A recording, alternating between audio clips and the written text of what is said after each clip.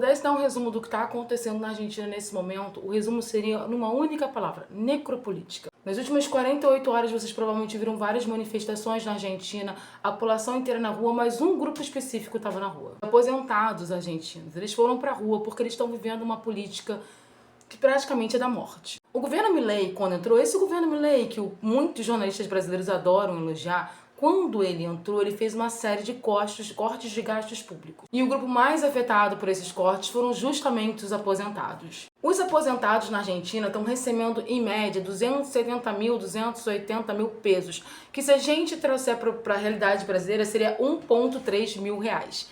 Então, para pensar.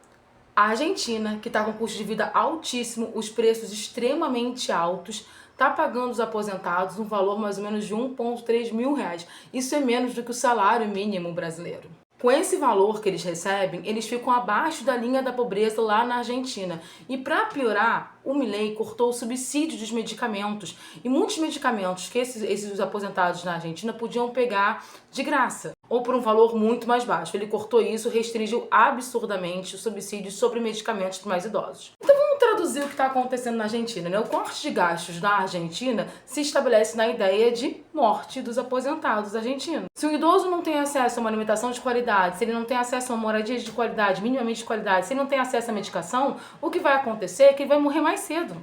É uma política da morte, é uma política onde você extermina, através do Estado, os indesejáveis. E nesse caso, para o Milei, os indesejáveis são os aposentados. Então o que aconteceu nessas últimas 48 horas foi a população argentina acordando para a situação que o país está indo. O país está numa recessão econômica, sim, o país está pedindo dinheiro para o FMI o tempo todo, já fez um novo pedido.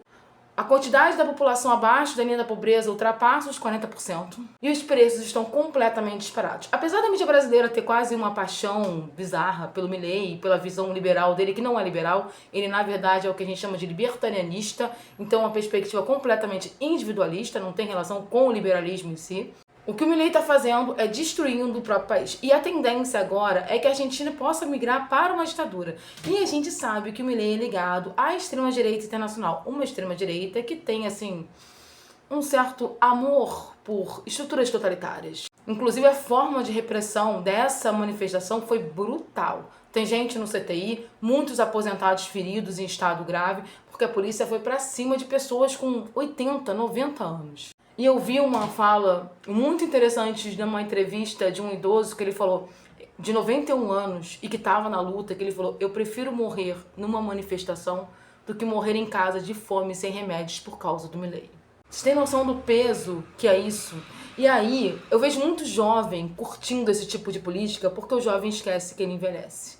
O jovem esquece que vai ter uma hora que ele não vai mais conseguir trabalhar como antes, vai ter uma hora que as doenças vão afetar ele e ele vai precisar sim do Estado. Só que um Estado que tem como base a necropolítica, ele elimina idosos, ele elimina deficientes, ele elimina qualquer um que não tem capacidade direta de produção.